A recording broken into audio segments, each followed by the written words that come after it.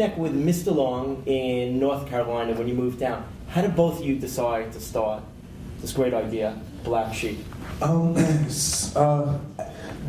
moves in mysterious ways. I had moved to North Carolina from New York, and Long was a few years younger than me, and we had a mutual friend who probably would have been the third Black Sheep, and he wound up getting into some trouble. He kind of couldn't stay out of trouble, but he had a really cool mom. And so we're in high school, Long's actually in middle school. And so every day after school, we go to the mutual friend's house who had turntables and mics. And we're in North Carolina, so there's no chance of us making a record. There's no chance of us doing a show. We're going to our friend's room every day just because this is what we love to do. We love to, we both could cut, we're making tapes, we're writing rhymes, all of us. What age is this? This is my senior year in high school, junior into senior year of high school. And so Long is a few years younger than me. And so every day, literally every day for about a year and a half, this is what I did. Every day, there was no chance of doing anything with it. We just did it because we loved it. And we're in a small town. This is the coolest thing to do. We're making tapes, we're cutting. So I finished high school, I go back to New York. I wound up trying to find myself, bump my head a few times before I wound up finding the music. And Long is still down in North Carolina. Unbeknownst to me, he wound up bumping into Red Alert. Red Alert is like, whenever you're in New York, he was so impressed with Long. Whenever you're in New York, make sure you get up with me. So for the next few years, Long was getting up with Red, and Long was actually around for the making of the Jungle Brothers' first album, and did the cuts on Buddy. Little known trivia fact. But Long did the cuts on Buddy. But he was just visiting from North Carolina.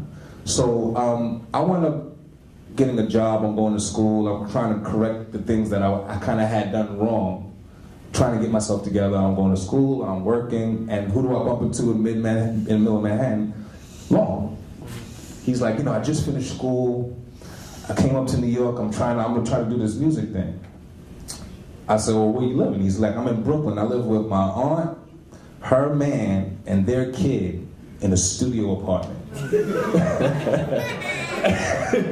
So I'm like, wow, well, I've known him for years. I'm like, well, listen, I just got my first apartment. It's a 2-bedroom apartment in the Bronx. I've known you, for the last, few years. Like, you're my little man. Like, why don't you come stay with me? Like, I don't even know what's going on musically yet.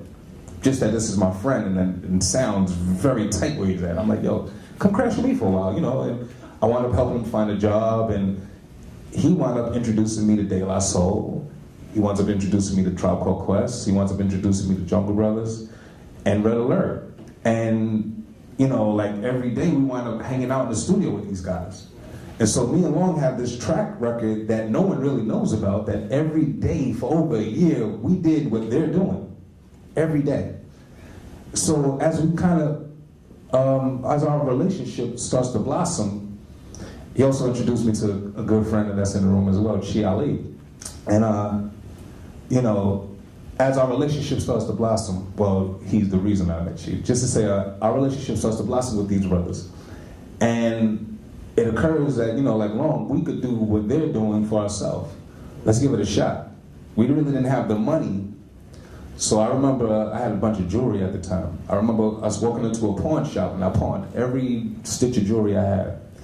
And I was like, look, let's book a session. Let's show these guys that we could do what they do. I'm gonna give you half this money. We are now partners. Everything we do from here, let's just split it. And I didn't have a problem doing it, anything. I saw the bigger picture. So we went to the studio, we used the money that we just pawned, and went and made a demo. And I think for more than for the world, we made this demo for the native tongue. Like, my whole objective was, if I can impress these guys, mission accomplished. You know what I'm saying? So we go and make this demo, we play it for Tribe, we play it for De La, we play it for Red, and everyone is blown away. And, I just, like, to me, that was the win right there, like, that I could kind of just make these guys notice us. Had no idea, what the future held, but Red was impressed and was like, let me make a few calls and see if we can get you guys a meeting set up, which is kind of funny as well. So we get about 4 or 5 meetings set up. One of them is with Leo Cohen, who was a big boy at Def Jam at the time. And I remember walking into Leo's office, and this is back in the day when, everything was on cassette. Hey, Sandra.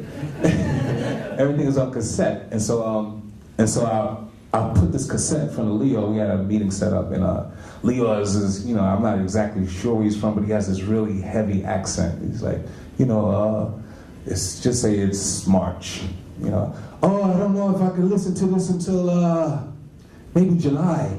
I might be able to listen to this in July, maybe. So I'm like, you know what? Well, we're in the wrong office. Let me take my tape and we'll go. Because, you know, by July, we plan on having a record out. You know, we're young, we're kids, and have no idea who we're even in front of. You know, I take my tape back, and I'm like, we're out of here. You know what I'm saying? So we leave. And, you know, we had a few other meetings. Mercury jumped right on us. Excellent, cool. And we actually like Mercury. So, I guess word filtered within 48 hours that we had some interest. I get a call at my house. I don't even know how he got the number. I get a call, I pick up. Hello, is this Dres? This is Dres? I'm like, yeah, this is Dres. This is Leo Cohen. You know who I am? He doesn't remember, he was just in his office. I'm like, yeah, I know who you are. Listen, I have a limousine on the way to pick you up. I want to sign you to Def Jam. The music you're doing is incredible. I'm like, have you heard it? Not actually, but I've heard the music is incredible. We have a limousine on the way to pick you up right now, right this second. You're gonna sign a Def Jam.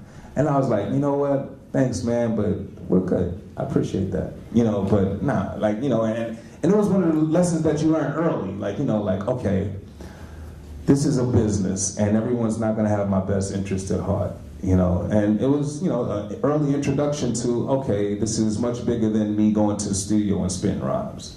You know, so, you know, we never hooked up with Def Jam, and I really loved Def Jam. Unfortunately, this dude was on top of it. But just to say, you know, but it was an early lesson, and from there we signed with Mercury, and the rest is kind of, you know, what it was.